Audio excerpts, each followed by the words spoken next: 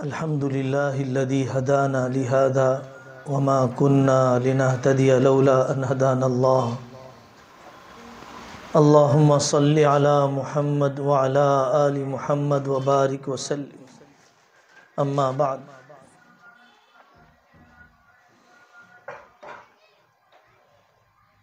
ایک معاشرے کا اہم موضوع ہے لا ولد جوڑے، مسائل اور حل۔ نکاح کے بعد جن لوگوں کو بچے نہیں ہوتے ہیں، دیر سے ہوتے ہیں، بالکل نہیں ہو سکتے ہیں، میڈیکل ریزن کی وجہ سے، فزیکل انفٹ ہونے کی وجہ سے، پاکیزہ زندگی گزارنے کے باوجود، ازدواجی تعلق رکھنے کے باوجود، ایسے لوگوں کے لیے اسلام کیا رہبری کرتا ہے؟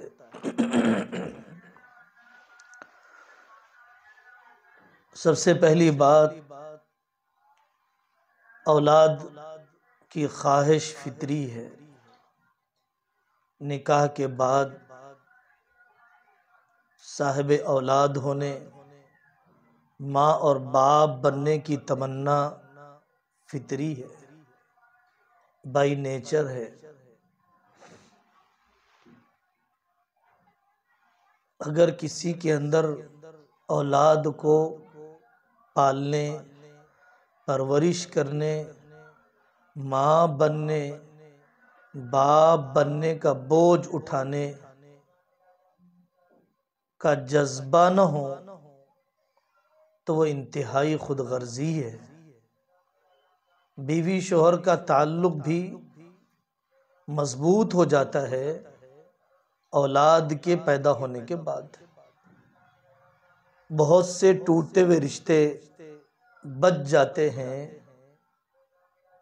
اولاد کے پیدا ہونے کے بعد۔ انبیاء علیہ السلام نے اولاد کی تمنا کی ہے۔ امرأت عمران کا تذکرہ قرآن میں ہے۔ جیسے ہی وہ امید سے ہو گئیں، زوجہ عمران، حضرت عمران کی اہلیہ، تو انہوں نے اسی وقت سے اپنی تمناؤں کو بہت اونچا کیا۔ قرآن نے اس تمنا کو نقل کیا، انی نذرت لک ما فی بطنی محررا۔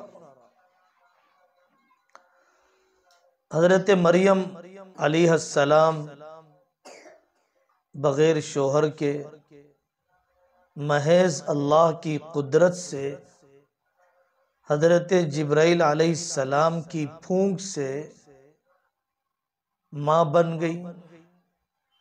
حضرت عیسیٰ علیہ السلام پیدا ہوئے۔ اس منظر کو دیکھا حضرت زکریا علیہ السلام نے کہ بے موسم کے پھل ان کے پاس ہے، تو حضرت زکریا نے بھی دعا کی، اے اللہ مجھے بے عمر کے اولاد دے دیجئے، بڑھاپے میں اولاد دے دیجئے، جب آپ مریم کو بے موسم کے پھل دے سکتے ہیں۔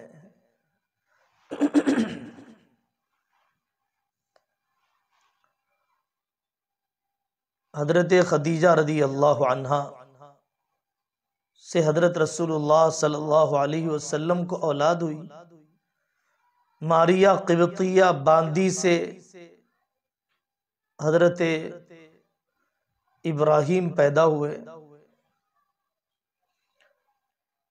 لیکن باقی 10 بیویوں سے اللہ تبارک و تعالیٰ نے کوئی اولاد نہیں دی۔ اولاد کے دینے والے صرف اللہ ہیں۔ یَهَبُ لِمَن یَشَاءُ إِنَاثًا وَيَهَبُ لِمَن یَشَاءُ الذُّكُورَ أَوْ يُزَوِّجُهُمْ ذُكْرَانًا وَإِنَاثًا۔ کسی کو اللہ بیٹی دیتے ہیں، کسی کو بیٹا دیتے ہیں، کسی کو بیٹا اور بیٹی دونوں دے دیتے ہیں، وَيَجْعَلُ مَن يَشَاءُ عَقِيمًا، اور جسے چاہے بے اولاد بھی رکھ دیتے ہیں۔ حضرت نبی پاک صلی اللہ علیہ وسلم کی نسل اور خاندان حضرت فاطمہ رضی اللہ عنہا سے ہی چلا۔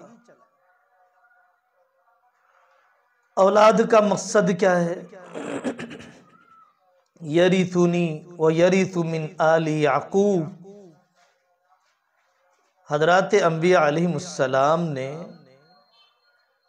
جو اولاد کی تمنا کی ہے وہ خدمت دین کے لیے کی ہے، تاکہ آئندہ کی نسلوں میں دین کا علم منتقل ہو، آئندہ کی نسلوں میں میرا علم منتقل ہو۔ اولاد کی تمنا صرف اس لیے تاکہ وہ بڑھاپے کی بے ساکی بن جائے، سہارا بن جائے، یہ بھی ایک دنیاوی تمنا ہے، کوئی ناجائز تمنا نہیں ہے، لیکن اصل اعلیٰ قسم کا ارادہ یہی ہے کہ اللہ تعالیٰ ان اولاد کے ذریعے سے قوم کی خدمت، ملک کی خدمت، خاندان کی خدمت، قرآن کی خدمت کا اللہ تعالیٰ انتظام فرما دے۔ مخلوق کو راضی کرنا، دین کی خدمت کرنا، یہ اولین مقصد ہونا چاہیے اولاد کو حاصل کرنے کے ذریعے سے۔ معاشرے میں نکاح کے بعد شادی شدہ جوڑے سے زیادہ خاندان کے لوگوں کو بہت جلدی ہوتی ہے، آنے والی عورتوں کو جلدی ہوتی ہے، گود کب بھرے گی، امید سے آپ کب ہو جائیں گی، تانے بھی دیے جاتے ہیں، عورتوں کو کوسا بھی جاتا ہے۔ حالانکہ اولاد میں تاخیر یہ خدائی مرضی ہے، یا لڑکے اور لڑکی دونوں میں سے کسی میں اگر کوئی میڈیکل رکاوٹ ہے تو اس کا علاج ہونا چاہیے، دعا کا اہتمام ہونا چاہیے۔ کم سے کم یہ 4 دعائیں جو حضرات انبیاء علیہ السلام نے کی ہیں، اس کا اہتمام رکھیں۔ رب ہب لی من الصالحین، رب ہب لی من لدنک ذریۃ طیبہ انک سمیع الدعاء، ربنا ہب لنا من ازواجنا وذریاتنا قرۃ اعین وجعلنا للمتقین اماما۔ اور چوتھی دعا وہب لی من لدنک ولییا۔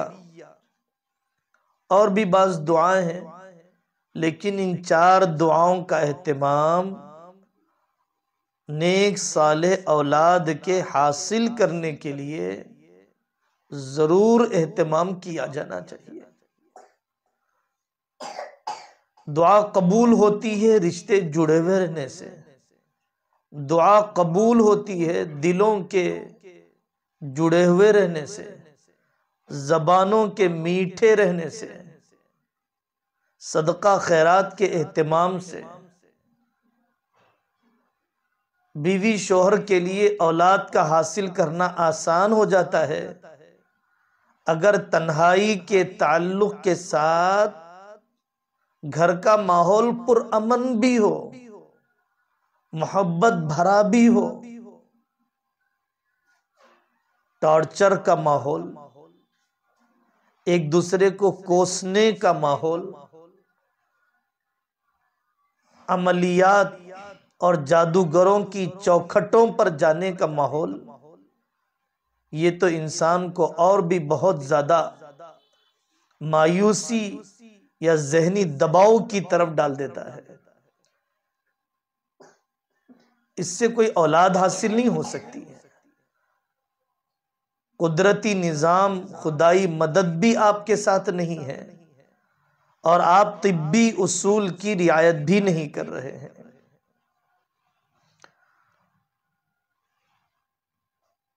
اب اولاد حاصل کرنے کا ایک میڈیکل کا طریقہ ایجاد کر دیا گیا اس زمانے میں، جسے بیبی ٹیسٹ ٹیوب کہا جاتا ہے۔ ٹیسٹ ٹیوب بیبی کہا جاتا ہے، فرچولیٹی کہا جاتا ہے، آئی وی ایف کہا جاتا ہے، کہ جس میں مرد و عورت کے نطفے کو باہر کسی ٹیوب میں بار آور کرنے کے بعد، ملاقات کرنے کے بعد، رزلٹ لانے کے بعد، پھر انجیکشن کے ذریعے سے بیوی کے پیٹ میں منتقل کر دیا جاتا ہے۔ اس میں سطر بھی کھولنا پڑتا ہے۔ بعض مرتبہ جن لوگوں کے پاس نسب کی اہمیت نہیں ہے اور زنا کی قباحت اور شناعت نہیں ہے، جن لوگوں کے پاس صرف بچہ چاہیے، چاہے کسی کا بھی نطفہ ہو، مجھے ماں بننا ہے، چاہے کسی کا بھی نطفہ انجیکٹ کر دیا جائے، تو یہ جذبہ تو ناجائز ہے، یہ حرام ہے، یہ غیر فطری قسم کا طریقہ ہے۔ عام طور پر اس قسم کے لیب اور اس قسم کے جو انسٹیٹیوٹ ہیں، وہاں پر بڑی بڑی رقم لی جاتی ہے، اسی عورت اسی مرد کے نطفے کو ڈالا جانا ضروری نہیں ہے۔ رزلٹ لانے کے لیے، حمل ٹھہرانے کے لیے کسی بھی مرد کا نطفہ ڈال دیا جاتا ہے، تو زنا کا گناہ ہو جائے گا، نسب بگڑ جائے گا، اولاد آپ کی نہیں ہوگی۔ بہت خاص صورتحال ہو، نفسیاتی بیمار بن رہے ہوں، بیوی شوہر کے اندر مایوسی ہو رہی ہو، اور کوئی ایسا لیب ہو کہ جہاں پر اسی مرد اسی عورت کے نطفے کو اس جدید طریقے کے مطابق انجیکٹ کیا جاتا ہو، تو اگر محتاط اور نگرانی میں ہو تو جائز ہے، نسب کی حفاظت کے ساتھ۔ ایک طریقہ ہے دوسرے کی اولاد کو گود لینا، دوسرے کے بچوں کو گود لینا۔ اس مجلس میں گود لینے کے مسائل ہی بہت ہی مفصل سنانے کا ارادہ ہے۔ گود لینا، کفالت کرنا بہت اچھا جذبہ ہے۔ اسلامی حکومت میں، بیت المال میں، فقہ کی کتابوں میں لقطے کے مسائل کے ساتھ لقیط کے مسائل ہیں۔ لقیط یعنی جو بچہ کچرے میں، روڑوں پر، دواخانوں میں لاوارث مل جائے، ان لاوارث بچوں کی پرورش کا انتظام اسلامی حکومت کرتی ہے، ہمیں بھی کرنا چاہیے، انسانی ہمدردی کے ناطے۔ پتہ نہیں اس کے باپ کا انتقال ہو گیا، پتہ نہیں اس کی ماں کا جنازہ اٹھ گیا، پتہ نہیں کون سا دباؤ تھا ہوگا، کیا حالات تھے ہوں گے، اس لاوارث بچے کے سلسلے میں ہمیشہ غلط قسم کا تصور ہی رکھنا، یہ انسانیت کے خلاف ہے۔ جس گھر میں یتیم ہو، حسن اخلاق کا برتاؤ کیا جائے، وہ گھر بڑا مبارک ہے۔ تو یتیم کی کفالت، لاوارث کی کفالت، عیسائیوں کے پاس بڑے بڑے ادارے ہیں جہاں پر لاوارث بچوں کی پرورش کر کے ان کو عیسائی بنایا جاتا ہے۔ ہمیں تو اپنے بچوں کی پرورش ہی درد سر بنی ہوئی ہے، مصیبت بنی ہوئی ہے۔ آپ آج بھی ہندوستان کی حکومت کے ماتحت شیشو وہار نام کے ادارے بنے ہوئے ہیں، آپ یوٹیوب پر دیکھیے، جائزہ لینے کے لیے سرسری طور پر امیر پیٹ کا علاقہ، ورنگل کا علاقہ، نظام آباد کا علاقہ، جہاں پر 70-80 سووں کی تعداد میں لاوارث بچوں کی پرورش سرکاری نگرانی میں کی جا رہی ہے۔ آپ دوسروں کی اولاد گود میں لیجئے کفالت کے ارادے سے، مصنوعی بنوت کے ارادے سے نہیں، آرٹیفیشل باپ بننے کے ارادے سے نہیں، بلکہ خدمت کے ارادے سے، اللہ کے لیے خدمت کے ارادے سے۔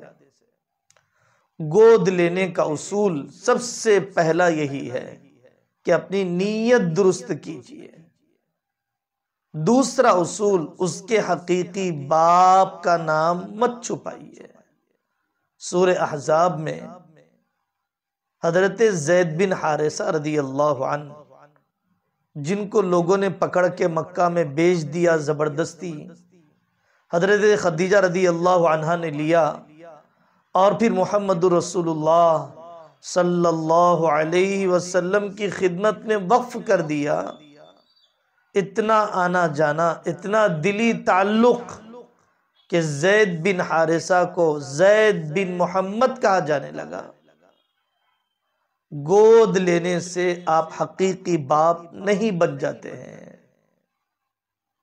گود لینے والے کو حقیقی باپ قرار دینا یہ فطرت اور حقیقت کے خلاف ہے، جس کو اسلام کبھی نہیں مان سکتا ہے۔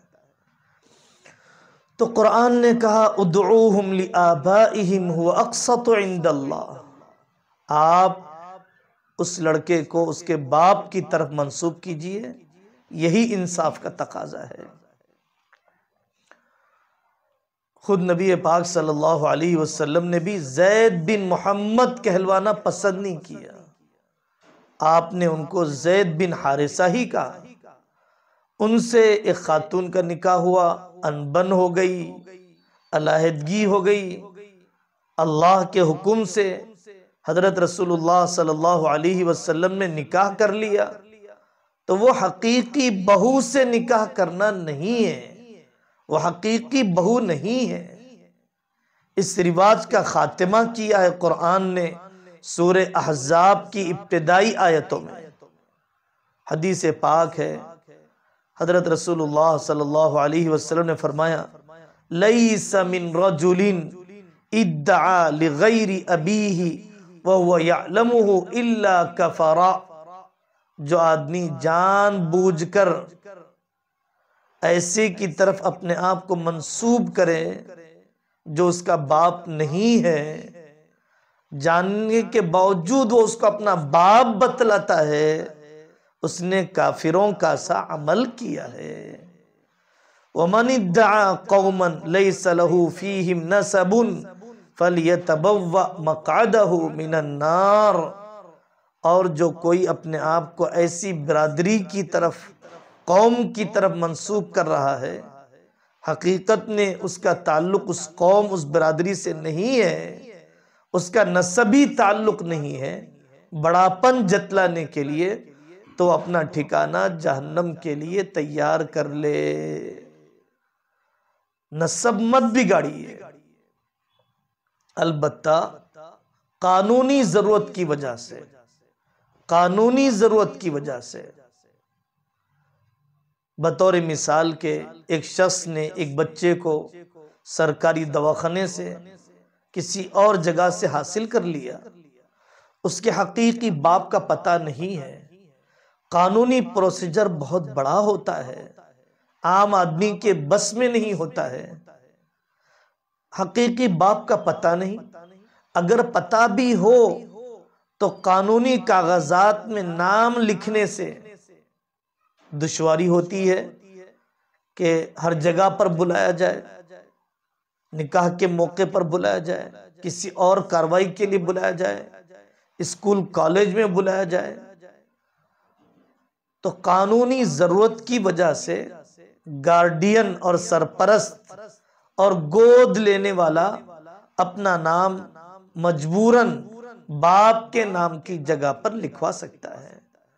جن ملکوں میں نسب ختم ہو گئے اور جن ملکوں میں فادر نیم کے بجائے مدر نیم بھی لکھا جاتا ہے، مدر نیم کے بجائے باپ اور ماں دونوں پتہ نہیں ہے تو گارڈین نیم بھی لکھا جاتا ہے۔ اگر ایسی کوئی گنجائش ہو تو اس سے فائدہ اٹھایا جا سکتا ہے۔ قانونی ضرورت کی وجہ سے باپ کے نام کی جگہ پر گود لینے والا اپنا نام لکھوا سکتا ہے۔ گود لینے کے بعد وہ حقیقی وارث تو نہیں بنے گا آپ کا، کیونکہ وہ حقیقی اولاد نہیں ہے، اس لیے آپ اپنی جائیداد میں سے 1/3 کی وصیت اسے کر سکتے ہیں۔ آپ کی میراث آپ کے بھائی بہنوں کو بھی ملے گی اور آپ کے اس گود لیے ہوئے بچے کو بھی ملے گی۔ اگر یہ گود لیا جانے والا بچہ 2.5 سال سے کم عمر کا ہے، اسے آپ اپنی بھتیجی کا، اپنی بھانجی کا، اپنی سالی کا دودھ پلا دیجئے، تو اس کی وجہ سے محرمیت کا رشتہ پیدا ہو جائے گا، وہ عورت بھی قریبی رشتہ دار بن جائے گی، پردے کے مسائل نہیں رہیں گے، وہ عورت نامحرم باقی نہیں رہے گی، محرم بن جائے گی۔ اگر اس عورت کو دودھ آتا ہے جس نے گود لے لیا ہے، آج کل ایسے انجیکشنز ملتے ہیں دواخانوں میں کہ جس انجیکشن کے دینے سے تھوڑا سا دودھ آ جاتا ہے اور اس گود لیے ہوئے بچے کو پلا دیا جائے تو اس کی وجہ سے وہ بھی ایک طرح کی رضاعی ماں، دودھ پلانے والی ماں بن جائے گی۔ اس طرح اگر آگے پیدا ہونے والی اولاد ہے، بیٹیاں ہیں، بیٹے ہیں، تو اس گود لیے ہوئے بچے میں اور پیدا ہونے والی اولاد میں پردے کے مسائل باقی نہیں رہیں گے۔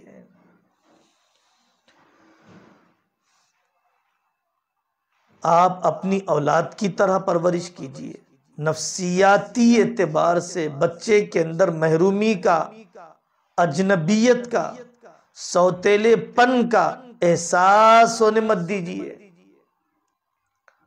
اگر آپ نے کسی جانے پہچانے خاندان سے بچہ گود لیا ہے، جانے پہچانے خاندان سے گود لیا ہے، تو آپ چھپانا ضروری نہیں ہے، آنا جانا باقی رکھیے، اقرار نامہ لکھوا لیجئے سامنے والوں کی طرف سے کہ یہ لڑکا ہم نے مکمل طور پر فلانے کی گود میں دے دیا، پرورش کے حوالے کر دیا۔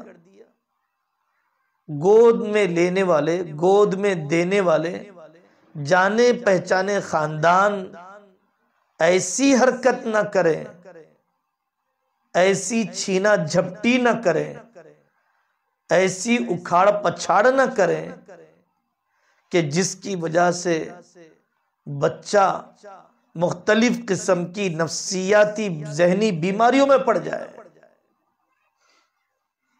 جہاں آپ نے دے دیا اس کو نکاح کا اختیار دیجئے، جہاں آپ نے دے دیا اس کو تعلیم کا اختیار دیجئے، اعتماد ہے تبھی دیجئے، اور جب آپ نے لے لیا تو پورا حق ادا کیجئے۔ اگر کوئی ایسا عذر پیش آ جاتا ہے تو ٹھیک ہے، واپس کر دیجئے، لیکن گود لینے یا گود دینے کی وجہ سے تملیک نہیں ہوتی ہے، آپ مالک نہیں ہوتے ہیں، آزاد کو بیچا نہیں جا سکتا ہے، آزاد کی قیمت نہیں لگائی جا سکتی ہے۔ تمام فاسد نیتیں نکالیے۔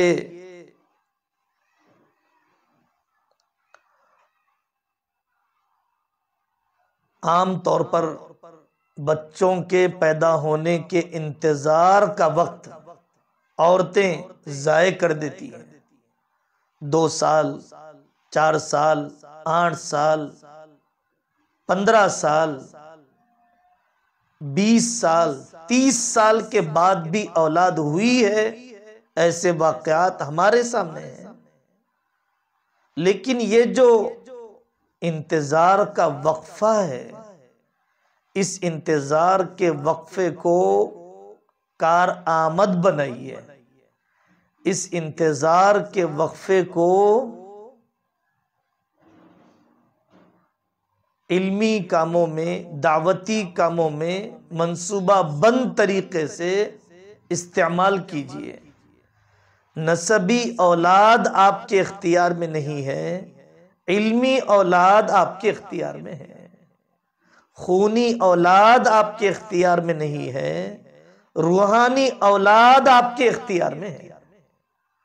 میں باپ بن جاؤں میرے اختیار میں نہیں ہے، استاد بن جاؤں میرے اختیار میں ہے، میں ماں بن جاؤں میرے اختیار میں نہیں ہے، استانی ماں بن جاؤں، معلمہ بن جاؤں، قرآن کی مجودہ بن جاؤں، آنے والے محلے کے، خاندان کے، گھرانے کے بچوں کی علمی خدمت کروں، یہ میرے اختیار میں ہے۔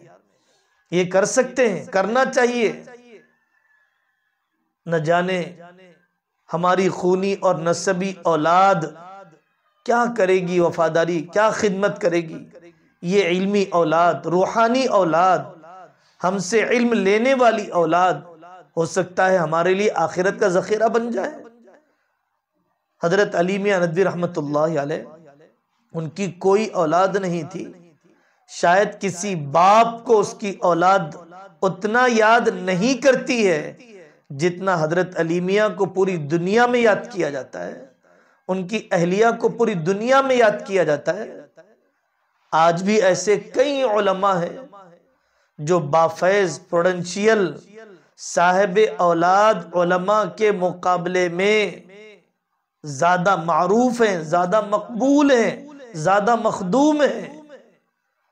اولاد کے ہونے میں اللہ نے تاخیر کر دی کسی حکمت کی وجہ سے، کسی مصلحت کی وجہ سے۔ کوئی آپ سے بڑا کام لینا چاہتے ہیں، کچھ لیتے ہیں وہ تو پھر اس سے بڑا دیتے بھی ہیں، وہ بخیل نہیں ہیں۔ اللہ کی ذات بخیل نہیں ہے، اللہ کی ذات ظالم نہیں ہے۔ آپ نے اپنے ذہن و دماغ کو منفی رخ پر کیوں ڈال دیا ہے؟ نسبی اولاد پر اپنی ذہنی صلاحیتیں جھونکنے کے بجائے روحانی اور علمی اولاد کی پرورش میں اپنی عمر کو جھونک دیجئے۔ لقطے کا نظام، کفالت کا نظام بیت المال کے نظاموں میں سے ہے۔ اسلامی معاشرہ، مسلم معاشرے کو چاہیے کہ ان کی طرف توجہ دے۔ اگر کسی اولاد کو گود میں لینے کے بعد آپ کو اللہ نے اولاد دے دی، ضرور دیں گے۔ کسی یتیم کی کفالت کی وجہ سے آپ پر بھی اللہ کی رحمت متوجہ ہوگی۔ آپ کو اللہ تعالیٰ نے حقیقی اولاد دے دی ہے تو گود لی ہوئی اولاد کے ساتھ سوتیلا رویہ مت کیجیے۔ حضرت نبی پاک صلی اللہ علیہ وسلم کے پاس سوتیلی اولاد تھی۔ حضرت ام سلمہ رضی اللہ عنہا سے جب نکاح ہوا تو حضرت سلمہ اور دوسرے بچے ان کے ساتھ تھے۔ حضرت آقا صلی اللہ علیہ وسلم نے پوری دلچسپی کے ساتھ ان کی پرورش میں حصہ لیا۔ گود لی ہوئی اولاد تو بڑی چیز ہے۔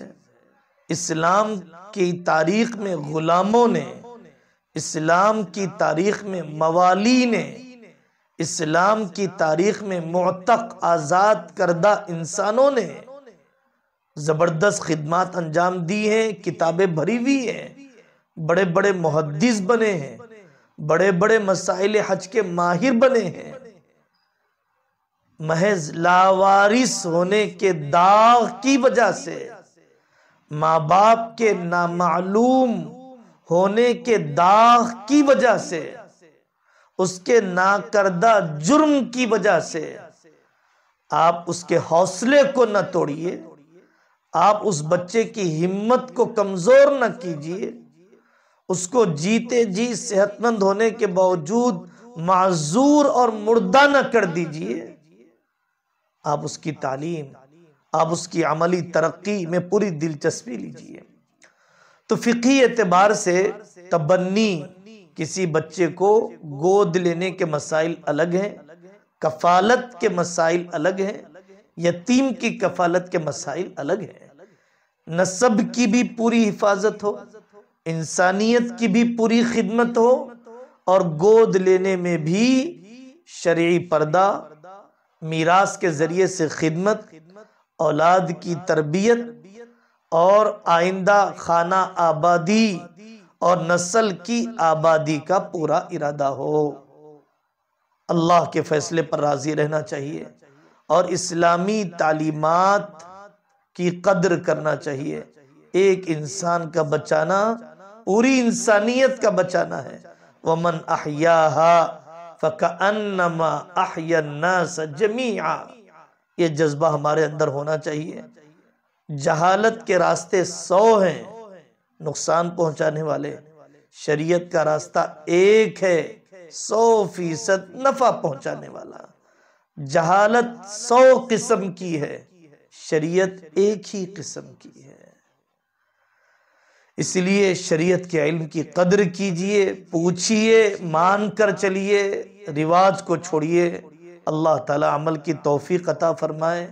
وآخر دعوانا ان الحمدللہ رب العالمین۔